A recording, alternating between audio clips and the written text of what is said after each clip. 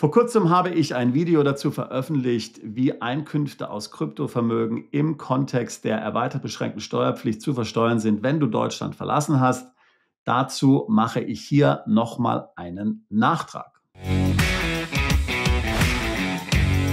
Du hast vielleicht das vorherige Video von mir gesehen. Hier habe ich vor dem Hintergrund des 2025 veröffentlichten Urteils des BfHs, also des Bundesfinanzhofes, wo es um eine Deutsche geht, die nach UK umgezogen ist und sie dadurch dann in ein niedrig besteuertes Land umgezogen war.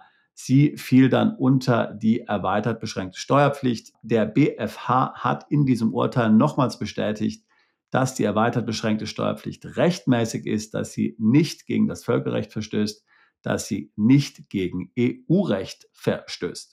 Ich hatte dann, wie gesagt, ein separates Video hier gemacht zum Thema Krypto, weil das eine Sache ist, die ist nicht zu 100%ig geklärt. Hier hat das Bundesfinanzministerium noch keine 100%ige Klarheit geschaffen und es gibt tatsächlich hier verschiedene Meinungen unter Steueranwälten, unter Steuerexperten in Deutschland, wie solches Kryptovermögen im Kontext der erweitert beschränkten Steuerpflicht zu berücksichtigen, zu behandeln ist. Es geht also grundsätzlich um die Frage, wenn du als deutscher Staatsbürger unter die erweitert beschränkte Steuerpflicht fällst, was ist dann mit deinen Kryptos? Musst du dich hier auch nach deinem Wegzug noch für 10 Jahre an die deutschen Steuerregeln halten? Das heißt, konkret musst du dich auch hier an die einjährige Spekulationsfrist halten, bevor du verkaufst. Und was passiert, wenn du es nicht tust? Musst du dann unter Umständen die Veräußerungserlöse, die aus dem Verkauf der Kryptos entstehen, noch für 10 Jahre in Deutschland versteuern? Ich habe viele Nachfragen zu diesem Video erhalten. Ich habe wahrscheinlich einiges nicht zu 100%ig genau erklärt. Ich werde also hier in diesem Video nochmals einen neuen Versuch unternehmen. Grundsätzlich die erweitert beschränkte Steuerpflicht habe ich schon in etlichen Videos erklärt. Ich werde das jetzt nicht noch einmal machen, um das Ganze nicht zu verkomplizieren, aber nur ganz kurz in 3 Sätzen. Wenn du Deutschland verlässt, wenn du auswanderst und in ein Niedrigsteuerland umziehst oder digital Nomade bist, beziehungsweise Perpetual Traveler und dann auch noch hier sogenannte wirtschaftliche Interessen in Deutschland hast, dann fällst du noch für 10 Jahre unter die sogenannte erweitert beschränkte Steuerpflicht.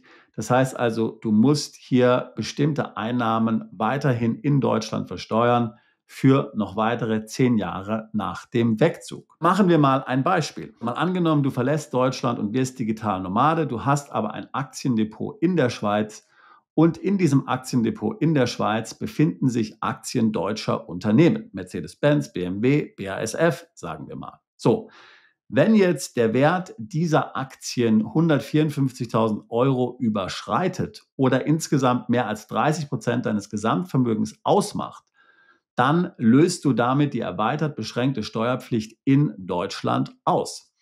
Das heißt konkret, dass du noch für eine erweiterte Liste von Einkünften für 10 Jahre lang in Deutschland steuerpflichtig bleibst. Darunter fallen zum Beispiel deutsche Zinsen, die du erhältst. Darunter fallen aber auch die Veräußerungserlöse, wenn du deutsche Aktien verkaufst. Wenn du also zum Beispiel aus deinem Depot heraus hier deine deutschen Aktien verkaufst, obwohl das Depot in der Schweiz ist, dann bist du noch für 10 Jahre steuerpflichtig auf den Veräußerungserlös aus diesem Aktienverkauf deutscher Aktien. Wohlgemerkt geht es nur um deutsche Aktien, nicht um amerikanische, nicht um Schweizer, nicht um französische, nur um deutsche Aktien. Fällst du nicht unter die erweitert beschränkte Steuerpflicht, dann musst du diese Veräußerungserlöse nicht in Deutschland versteuern. Das ist ganz klar. Hier geht es nur um die erweitert beschränkte Steuerpflicht. So, und jetzt fragst du dich vielleicht, was hat das Ganze nun mit Krypto zu tun? Nun, dazu will ich dir als erstes mal hier den Paragraphen 2 des Außensteuergesetzes zeigen. Dort ist nämlich die erweitert beschränkte Steuerpflicht definiert. So, hier haben wir diesen Oschi und ich gehe hier direkt in den 3. Teil. Hier ist nämlich die Frage, wann man jetzt noch hier wesentliche wirtschaftliche Interessen in Deutschland hat.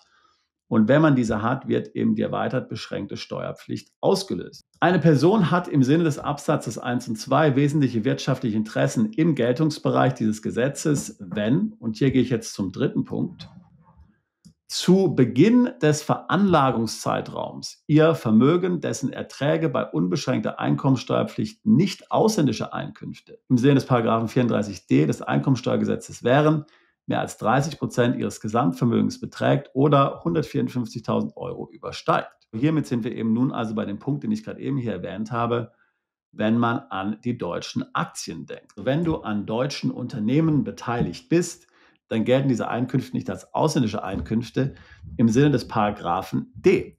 Wenn es aber jetzt Veräußerungserlöse aus amerikanischen Aktien wären, dann gelten sie schon als ausländische Einkünfte. Und hier kommt nun das Trickreiche bei Krypto. Hier steht nämlich nicht ausländische Einkünfte. Hier steht ja nicht deutsche Einkünfte, sondern hier wird eine negative Definierung gemacht. Der Text sagt ja nicht, dass du dann bei deutschen Einkünften der erweitert beschränkten Steuerpflicht unterliegst, sondern bei nicht ausländischen Einkünften.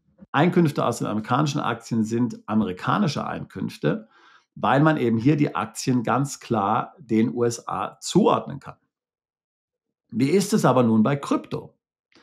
Bei Krypto ist es so, dass man diese nicht ganz klar einem Land zuordnen kann. Denn wo befindet sich der Coin? Wo befindet sich der Token? Der befindet sich auf der Blockchain. Wo ist die Blockchain? Überall und nirgends.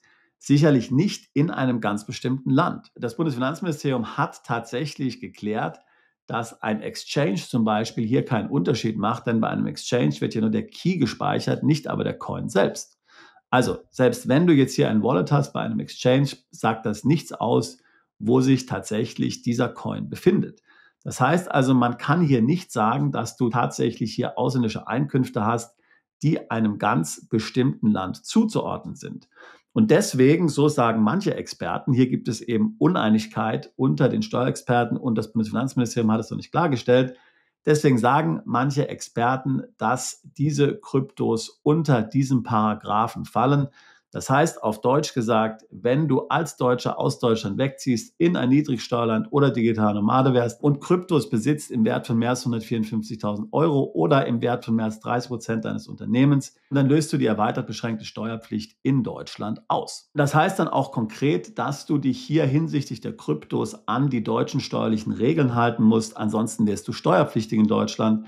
Selbst wenn du in Dubai wohnst, selbst wenn du auf den Bahamas wohnst, selbst wenn du nirgendwo steuerpflichtig bist, du bist dann in Deutschland steuerpflichtig mit dem Veräußerungsgewinn aus diesen Kryptos, wenn du diese hier bei einer Haltefrist von weniger als einem Jahr versteuerst. Du kannst online gerne einmal danach suchen. Du wirst hier verschiedene, auch namhafte Anwälte finden.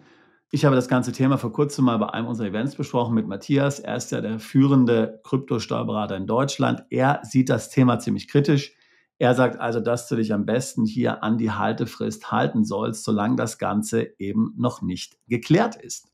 Also wichtig ist hier, dass du dich hier beraten lässt steuerlich von deinem Steuerberater, von deinem Steueranwalt und genau das tust, was der dir sagt. Und wenn er dir rät, dass du besser hier diese Kryptos mindestens ein Jahr hältst, wenn du im Ausland bist, weil du ansonsten Steuern in Deutschland bezahlen würdest, dann musst du dich natürlich daran halten. Manche Steuerexperten sagen, das ist nicht der Fall. Sie sagen hier, die Kryptos sind im Grunde genommen dort belegen, wo sich der Eigentümer befindet.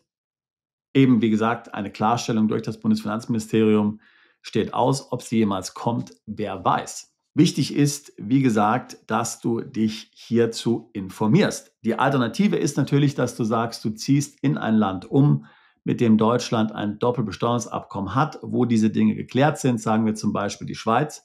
Auch dort kannst du ja Krypto steuerfrei verkaufen und die erweitert beschränkte Steuerpflicht wird durch ein Doppelbesteuerungsabkommen regelmäßig außer Kraft gesetzt, denn hier reden wir vom internationalen Recht und das hat eine höhere Priorität als das nationale Recht, also als die erweitert beschränkte Steuerpflicht. Das war so jetzt im Kurzen noch meine Erklärung. Wie gesagt, sehr wichtig, dass du dich dazu hier kompetent beraten lässt, wenn dich das ganze Thema betrifft, damit du hier keine Fehlentscheidungen triffst. Wenn auch das Themen sind, die dich berühren und die du gerne besprechen würdest, dann würde ich mich freuen, mit dir ein Beratungsgespräch zu führen.